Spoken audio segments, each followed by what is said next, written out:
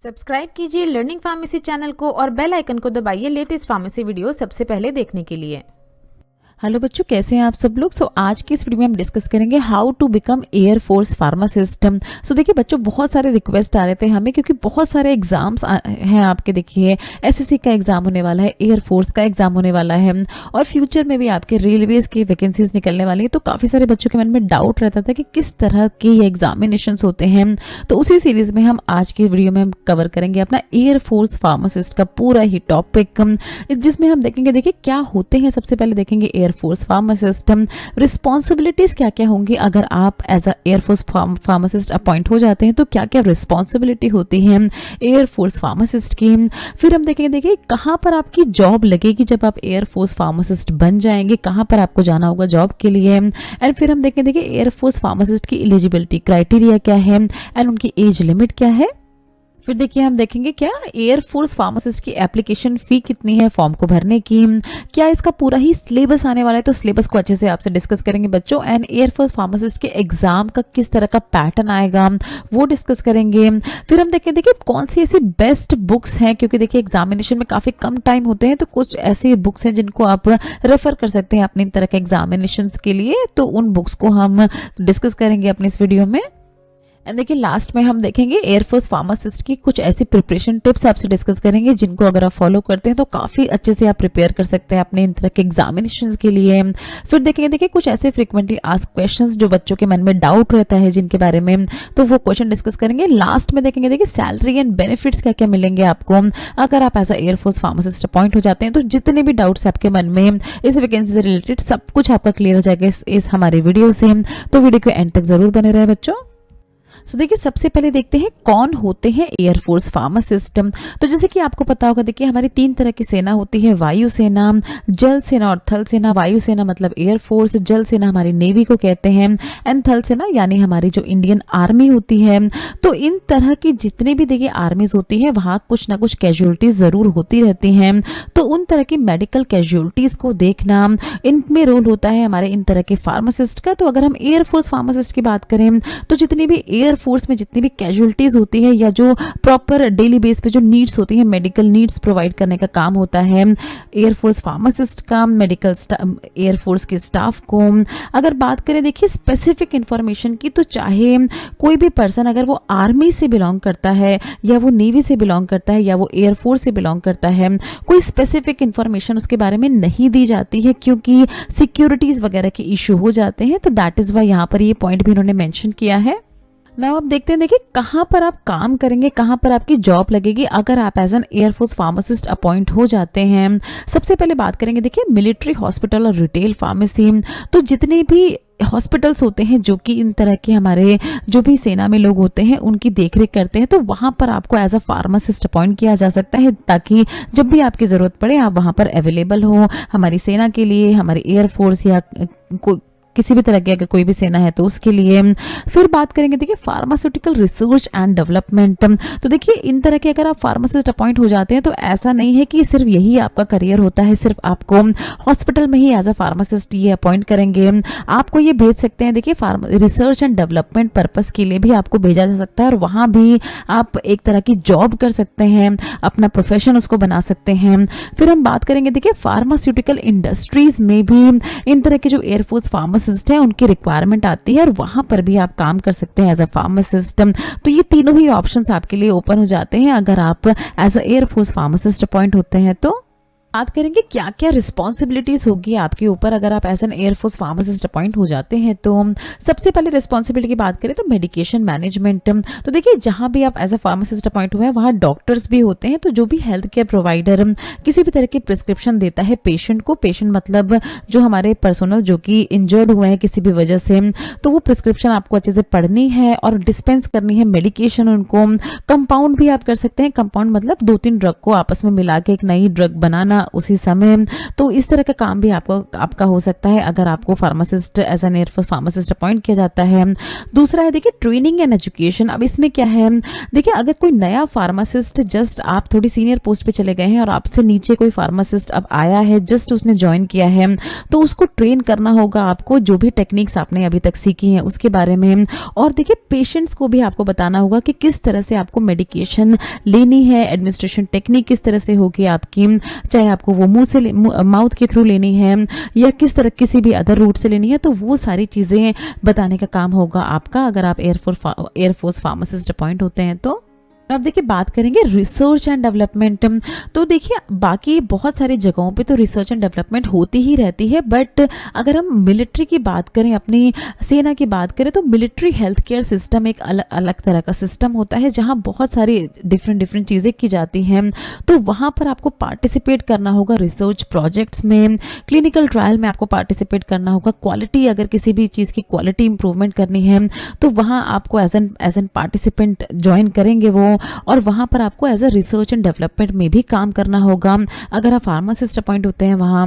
फिर हम बात करेंगे देखिए इमरजेंसी प्रिपेयर्डनेस, जो कि बहुत ही ज़रूरी है। इन तरह की जो सेना होती हैं, देखिए वायुसेना, जल सेना, थल सेना, यहाँ इमरजेंसीज किसी भी समय आ सकती है, तो उन तरह की इमरजेंसी को डील करना आपको अच्छे से आना चाहिए। तो वो सब आपको सिखाया जाएगा जब आप वहाँ पर एज अ फार्मासिस्ट ज्वाइन करेंगे। देखिए नेक्स्ट है फार्मेसी ऑपरेशंस। फार्मेसी ऑपरेशन का मतलब कि प्रॉपर स्टॉक मेंटेन रहना चाहिए आपके पास सारी ही दवाइयों का, क्योंकि इमरजेंसीज आती हैं तो प्रॉपर मात्रा में आपके पास स्टॉक भी होना चाहिए कि जब भी ज़रूरत हो तो आप उसका यूज़ कर सकें। प्रॉपर रिकॉर्ड मेंटेनेंस आपको करना होगा। एंड देन लास्ट में बात करेंगे पेशेंट काउंसलिंग। तो जो भी पर्सन आपके पास आता है मेडिकेशन लेने, उसको आपको अच्छे से बताना होगा कि इस दवा के पोटेंशियल साइड इफ़ेक्ट्स हो सकते हैं, या जैसे मान लीजिए कि किसी दवा को लेने के बाद थोड़ी सी नींद आ सकती है, तो आपको उनको बताना होगा कि थोड़ा सा वेट करना होगा आपको किसी भी ऑपरेशन में जाने से पहले। तो ये सब चीज़ें करने का काम होगा आपका अगर आप एज अ फार्मासिस्ट अपॉइंट होते हैं तो। देखिए eligibility criteria and age limit की अगर बात करें तो सबसे पहले कैंडिडेट जो है वो देखिए 10+2 पास आउट होनी चाहिए इस एग्जामिनेशन में अपेयर होने के लिए।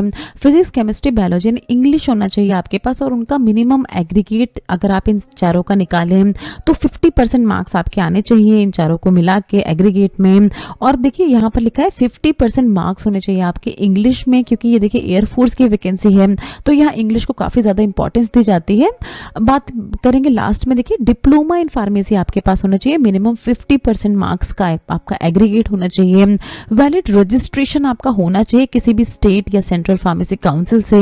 बहुत सारे बच्चे इसमें देखिए डाउट होता है उनके मन में कि हम अपने फाइनल ईयर में है तो क्या हम इस एग्जाम में अपेयर हो सकते हैं, तो बिल्कुल भी नहीं। देखिए यहाँ ये साफ साफ मेंशन कर देते हैं कि रजिस्ट्रेशन फॉर्म आपके पास होना चाहिए, उसके बाद ही आप इस एग्जाम में बैठें। तो ये सारी ही चीज़ें हैं देखिए एलिजिबिलिटी क्राइटेरिया में जो हमने डिस्कस की। एज लिमिट की अगर बात करें तो देखिए अगर आप अनमैरिड कैंडिडेट हैं तो आप यहाँ देखिए 24 जून 2000 से लेकर 24 जून 2005 के बीच में आपका जन्म हुआ होना चाहिए, बॉर्न हुए होने चाहिए। तो अगर आप अनमैरिड हैं, अगर आप मैरिड हैं तो यहाँ पर देखिए क्राइटेरिया ने लिख दिया है 24 जून 2000 से लेकर 24 जून 2003 के बीच में आपका जन्म हुआ होना चाहिए। तो यहाँ पर इन्होंने साफ साफ मैरिड और अनमैरिड के बेस पे एज क्राइटेरिया को डिफाइन किया हुआ है। ना बात करेंगे देखिए एयरफोर्स फार्मासिस्ट की रैली डेट की, कब इसकी ये रैली होने वाली है। तो एग्जाम डेट है इसकी 3 अप्रैल 2024 को सुबह 6 बजे से देखिए शुरू हो जाएगी इसकी रैली, जो कि कहाँ पर होगी, रिपोर्टिंग आपको करनी है लाल परेड ग्राउंड भोपाल मध्य प्रदेश में। उसके बाद देखिए 10 बजे तक, सुबह 6 बजे से देखिए सुबह 10 बजे तक का इसका कट ऑफ टाइम है, जिसके बाद रिक्रूटमेंट टेस्ट के लिए आपको परमिट किया जाएगा। तो ये आपको बहुत ही अच्छे से याद रखने हैं ये सारे ही टाइम और ये डेट। देखिए किस तरह से आपका सिलेक्शन प्रोसीजर होगा। तो टोटल 5 स्टेप्स में आपका ये सिलेक्शन होगा, जहां सबसे पहले आपका वेरिफिकेशन ऑफ एलिजिबिलिटी किया जाएगा, सेकंड में आपका physical fitness test carry out किया जाएगा, थर्ड पे होगा आपका रिटन टेस्ट, फोर्थ पे होगा आपका एडेप्टेबिलिटी टेस्ट एंड फिफ्थ पे होगा आपका मेडिकल एग्जामिनेशन। तो देखिए सभी को हम अच्छे से डिस्कस करते हैं अपनी नेक्स्ट स्लाइड्स में। तो देखिए सबसे पहले होगा आपका क्या वेरिफिकेशन ऑफ डॉक्यूमेंटेशन, जो आपकी एलिजिबिलिटी है उसको वेरीफाई किया जाएगा, जहां पर आपका डिटेल्ड डॉक्यूमेंट वेरिफिकेशन होगा। सारे ओरिजिनल एजुकेशनल सर्टिफिकेट आपको अपने लेके जाने हैं रैली की साइड पे, 10th passing certificate, 12th passing certificate and marksheet, जितने भी आपके ओरिजिनल डिप्लोमा या आपने डिग्री किया तो उसका सर्टिफिकेट और उसकी मार्कशीट आपको लेके जानी है। और अगर किसी तरह का आपका कास्ट सर्टिफिकेट से आप बिलोंग करते हैं, किसी कैटेगरी से बिलोंग करते हैं, तो वो सर्टिफिकेट भी आपके पास होना चाहिए, जिसको सबको आपका वेरीफाई किया जाएगा। देखिए डॉक्यूमेंट वेरिफिकेशन के बाद होगा आपका फिजिकल फिटनेस टेस्ट यानी पीएफटी।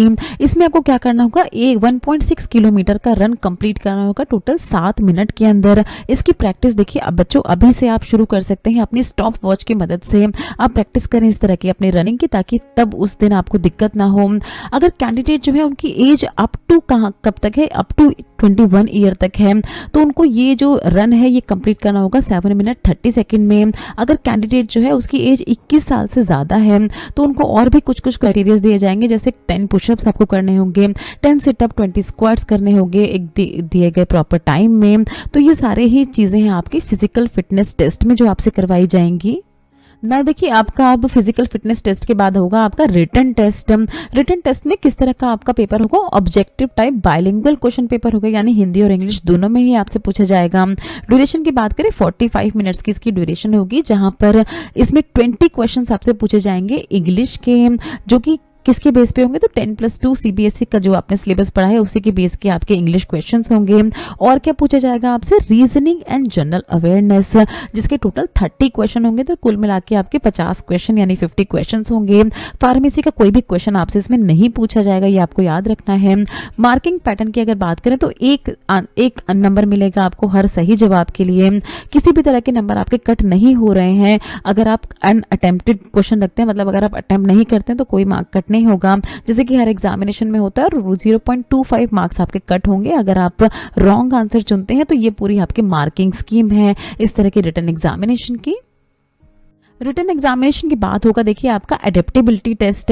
अब इसमें एडेप्टेबिलिटी टेस्ट में क्या किया जाता है, देखिए आप उस मिलिट्री एनवायरनमेंट, ये पूरा ही जो एनवायरनमेंट है सेना का एनवायरनमेंट, उसमें काम करने के लिए सक्षम है या नहीं, अडेप्टेबल है या नहीं, वो टेस्ट किया जाता है इस एडेप्टेबिलिटी टेस्ट में। और उनके कुछ खुद के ही पैरामीटर्स होते हैं जिन पे वो आपको जज करते हैं इन तरह के एडेप्टेबिलिटी टेस्ट के अंदर ना। उसके बाद होगा आपका देखिए मेडिकल एग्जामिनेशन, जो कि काफ़ी अच्छा खासा होता है अगर आप किसी भी सेना को ज्वाइन करते हैं।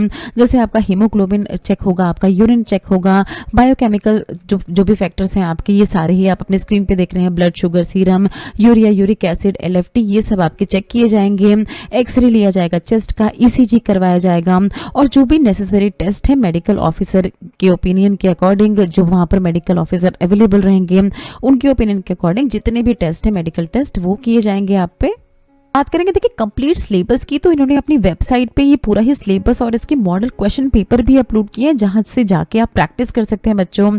इंग्लिश की बात करें तो इंग्लिश पे जब आप क्लिक करेंगे तो पूरा ही सिलेबस आपका इंग्लिश का यहाँ पर ओपन हो जाएगा, जहां जाके आप एक एक चीज़ देख सकते हैं कि किस किस तरह के आपके क्वेश्चन पूछे जाएंगे आपके इंग्लिश का अगर सब्जेक्ट है उसमें। हम अपने चैनल पर मॉक टेस्ट भी अपलोड करते रहते हैं बच्चों, तो उनको भी आप प्रैक्टिस करें, उनसे भी काफ़ी ज़्यादा आपको हेल्प मिल सकती है इन तरह के एग्जामिनेशन को प्रिपेयर करने के लिए। बात करेंगे देखिए दूसरा क्या है आपका रागा यानी रीजनिंग एंड जनरल अवेयरनेस। जब आप इस पे क्लिक करेंगे तो ये पूरा ही आपका रीजनिंग एंड जनरल अवेयरनेस का पूरा ही चैप्टर जो है ये ओपन हो जाएगा। ऊपर आप देख रहे हैं यहाँ सारे ही आपके रीजनिंग से रिलेटेड क्वेश्चन है, verbal and non verbal reasoning के क्वेश्चन आपसे पूछे जाएंगे यहाँ पर। और मैथमेटिक्स आप देख रहे हैं किस किस तरह के टॉपिक्स आप कहेंगे, रेशियो एंड प्रपोर्शन वगैरह। उसके बाद general knowledge and current affair में आप देख रहे हैं किस तरह के आपके टॉपिक्स और किस तरह के आपसे सब्जेक्ट्स पूछे जाएंगे, तो उन सभी को जाके आप अच्छे से प्रिपेयर कर सकते हैं। और देखिए कहाँ से किस तरह से प्रिपेयर करना है वो अभी हम आपसे अच्छे से डिस्कस करेंगे अपने नेक्स्ट स्लाइड्स में। बात करेंगे देखिए बेस्ट बुक्स जिनकी मदद से आप अपने एयरफोर्स फार्मासिस्ट एग्जाम में प्रिपरेशन में आपको थोड़ी सी हेल्प मिल सकती है। ये जो बुक्स हम आपसे डिस्कस करेंगे देखिए बच्चों, ये हमारी खुद की अपनी रिकमेंडेशंस हैं। अगर आपको और भी कुछ अच्छी बुक्स के बारे में पता है तो प्लीज़ कमेंट सेक्शन में ज़रूर शेयर करिए, बाकी बच्चों को भी काफ़ी ज़्यादा बेनिफिट हो सकता है उससे। बात करेंगे देखिए verbal and non verbal reasoning की, जिसके लिए आप RS अग्रवाल को रेफर कर सकते हैं। और ये हिंदी एडिशन भी है इसी का बुक का, RS अग्रवाल का, तो उसको भी आप देख सकते हैं, पढ़ सकते हैं।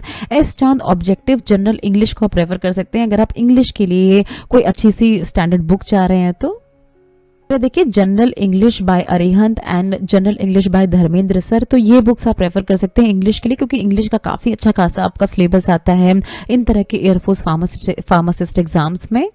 करंट अफेयर्स के लिए आप रेफर कर सकते हैं ल्यूसेंट की जनरल नॉलेज और जनरल नॉलेज बाय अरिहंत। तो देखिए ये बुक हम सजेस्ट करते हैं किसी भी तरह के एग्जाम्स के लिए, क्योंकि काफ़ी स्टैंडर्ड बुक्स हैं, इन्फॉर्मेशन काफ़ी ज़्यादा एक्यूरेट दी गई है इन दोनों ही बुक्स में, तो इनको आप रेफर कर सकते हैं अगर आप चाहते हैं तो। ना देखिए डिस्कस करेंगे कुछ air force pharmacist examination preparation tips जिनको फॉलो करके आपको काफी ज्यादा बेनिफिट हो सकता है अपने इन तरह के एग्जामिनेशन में। सबसे पहले जो पॉइंट हम डिस्कस करेंगे वो देखिए नो योर एसेंशियल। अब जैसे कि आप जानते हैं किसी भी तरह के अगर आप आर्मी में जाते हैं, नेवी या एयरफोर्स में जाते हैं एज अ फार्मासिस्ट, तो मेडिकल टेस्ट बहुत ही ज्यादा हाई स्टैंडर्ड के होते हैं। तो आपको अपनी सारी ही चीजें जो है देखिए हाइट का क्राइटेरिया, वेट का क्राइटेरिया, आप कितने केपेबल हैं, क्योंकि काफी ज्यादा स्ट्रेंथ ट्रेनिंग वहां पर वो लोग करवाते हैं, तो उसके लिए आप एलिजिबल फिट है या नहीं वो पहले ही आपको पता होना चाहिए, और उसके बाद ही आप इन तरह के किसी भी पोस्ट के लिए अप्लाई करें बच्चों।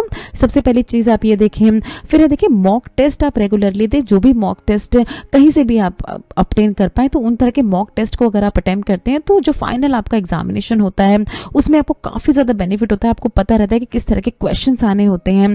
तो मॉक टेस्ट जरूर प्रैक्टिस करें अपने अलग अलग सोर्सेज से। फिर देखिए बात करेंगे हम किसकी, यूज स्टैंडर्ड टेक्स्ट बुक। तो देखिए जो भी हमने बुक्स आपको बताई हैं ये सारी ही स्टैंडर्ड बुक्स हैं, किसी भी ऐसे वैसे बुक से प्रिपरेशन ना करें, क्योंकि एक्यूरेट इन्फॉर्मेशन जरूर होनी चाहिए आपको किसी भी तरह के एग्जामिनेशन की प्रिपरेशन के लिए। तो स्टैंडर्ड टेक्स्ट बुक से ही आप प्रिपरेशन अपनी करें। सिलेबस को जरूर समझे, सिलेबस के अकॉर्डिंग ही किसी भी तरह के एग्जामिनेशन की आप तैयारी करें, कुछ भी एक्स्ट्रा मत पढ़ें और कुछ भी कम भी ना पढ़ें आप, तो सिलेबस को फॉलो करें एंड अपडेट रहे सारे ही करंट अफेयर्स के साथ जो भी आपके आसपास हो रहा है।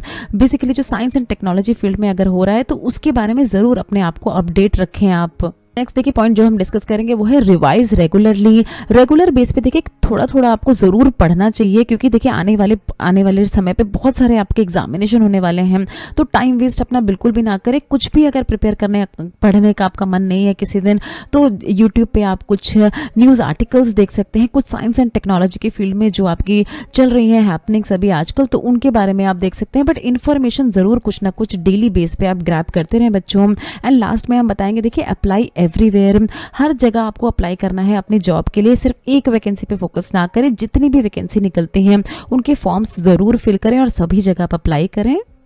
बात करेंगे कुछ फ्रीक्वेंटली आस्क्ड क्वेश्चंस जो कि एयरफोर्स फार्मासिस्ट के बारे में पूछे जाते हैं। एलिजिबिलिटी क्राइटेरिया क्या है एयरफोर्स फार्मासिस्ट का, तो यहाँ पर साफ साफ मेंशन है देखिए फिजिक्स केमिस्ट्री बायोलॉजी इंग्लिश होने चाहिए आपके पास, मिनिमम 50% एग्रीगेट होना चाहिए और 50% मार्क्स होने चाहिए आपके इंग्लिश में। फिर आप बात करें देखिए डिप्लोमा इन फार्मेसी आपके पास होना चाहिए, मिनिमम 50% मार्क्स का भी आपका एग्रीगेट होना चाहिए डिप्लोमा इन फार्मेसी में। सैलरी क्या मिलती है एयरफोर्स फार्मासिस्ट को, तो अच्छे से ये डिस्कस करेंगे हम, बट इन जनरल अगर हम बात करें तो देखिए 7th पे कमीशन के अकॉर्डिंग साल बेसिक पे जो होती है एयरफोर्स फार्मासिस्ट की वो 56,000 से लेके 1,77,000 पर मंथ होती है, अलॉन्ग विद डिफरेंट अलाउंस भी आपको मिलते हैं। देखिए बात करेंगे कुछ और क्वेश्चंस की, तो इसमें बहुत ज़्यादा पूछा जाता है बच्चों से कि किसी तरह का एक्सपीरियंस रिक्वायर्ड होता है क्या एयरफोर्स फार्मासिस्ट में।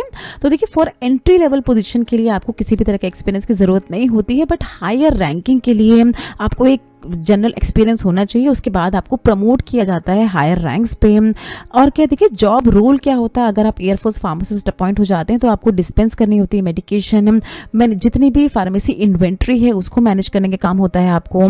हेल्थ केयर फैसिलिटीज जो है वो आपको प्रोवाइड करनी होती है एयरफोर्स पर्सोनल्स को। लास्ट क्वेश्चन पूछा जाता है देखिए करियर प्रोग्रेशन क्या है एयरफोर्स फार्मासिस्ट का, किस तरह से प्रमोशन होती है। तो देखिए ये प्रमोशन जो है आपकी रैंक के बेस पे होती है, आपकी एजुकेशनल क्वालिफिकेशन और एक्सपीरियंस और आपकी परफॉर्मेंस भी देखी जाती है आपकी प्रमोशंस के लिए। देखिए और कुछ क्वेश्चन जो कि बहुत ही ज्यादा पूछे जाते हैं कि क्या किसी अदर कंट्री के कैंडिडेट अप्लाई कर सकते हैं इस एयरफोर्स फार्मासिस्ट के एग्जामिनेशन में, तो नहीं, सिर्फ इंडियन सिटीजन ही एलिजिबल होते हैं इस एग्जामिनेशन के लिए। क्या क्या बेनिफिट्स एंड अलाउंस मिलते हैं अगर आप एयरफोर्स फार्मासिस्ट अपॉइंट हो जाते हैं, तो बहुत सारे अलाउंस आपको मिलते हैं जिसके बारे में अभी हम डिस्कस करेंगे, जिसमें है देखिए dearness allowance, house rent allowance और बहुत ही ज्यादा medical facilities, health care facilities, pension, insurance coverage, ये सब आपको प्रोवाइड किया जाता है। फिर लास्ट में बच्चे क्वेश्चन पूछते हैं कि देखिए किसी तरह की ट्रेनिंग प्रोवाइड की जाती है कि आपको जब आप एज अ फार्मासिस्ट अपॉइंट हो जाते हैं, तो हाँ बिल्कुल जो भी सिलेक्टेड कैंडिडेट्स हैं उनको एक प्रॉपर तरह की एयरफोर्स मेडिकल ट्रेनिंग प्रोवाइड की जाती है अलग अलग सेंटर्स पे, ताकि वो अलग अलग फार्मेसी प्रैक्टिसेस जो है उनको प्रैक्टिस कर सकें, जो किस तरह से प्रोटोकॉल्स फॉलो किए जाते हैं उनके बारे में उनको नॉलेज मिल पाए, प्रोसीजर्स को वो जान पाए। तो हाँ ट्रेनिंग प्रोवाइड की जाती है जब आप अपॉइंट होते हैं एज अ फार्मासिस्ट। लास्ट में बात करेंगे, बहुत ही इंपॉर्टेंट है कि सैलरी क्या होती है एयरफोर्स फार्मासिस्ट की। तो एयरफोर्स फार्मासिस्ट की सैलरी को 3 बेसिक पार्ट्स में हम डिवाइड करेंगे। बेसिक पे में देखिए कितना मिलता है इनको, 56,100 से लेके 1,77,000 पर मंथ तक मिल सकता है, जहाँ पर इंक्रीमेंट्स और प्रमोशंस मिलते रहते हैं कुछ स्पेसिफिक सालों के बाद। फिर बात करेंगे देखिए अलाउंस की, तो बहुत सारे अलाउंस मिलते हैं एयरफोर्स फार्मासिस्ट को, जैसे dearness allowance, house rent allowance, transportation allowance और दूसरे भी मेडिकल अलाउंस जो है वो भी मिलते हैं एयरफोर्स फार्मासिस्ट को।